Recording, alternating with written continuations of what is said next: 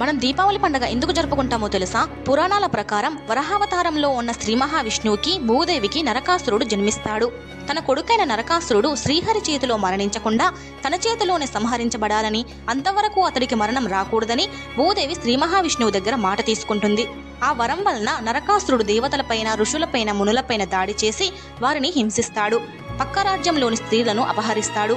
16,108 మంది స్త్రీలను చెరబడతాడు.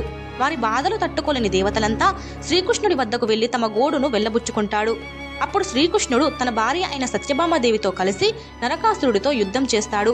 ఆ యుద్ధంలో శ్రీకృష్ణుడు మూర్ఛపోవడంతో ఆగ్రహించిన సత్యభామాదేవి నరకాసురుడిని సంహరిస్తుంది. ఆ విధంగా నరకాసురుడు తన తల్లి అయిన భూదేవి అంశతో జన్మించిన సత్యభామాదేవి చేతిలో మరణిస్తాడు. కనుక నరకాసురుడు మరణించిన అశ్వయుజ బహుళ చతుర్దశి రోజున అమావాస్య అవడంతో ఆ రోజున మనం చీకటిని తరిమివేసి ప్రకాశవంతమైన దీపాలను వెలిగిస్తాం.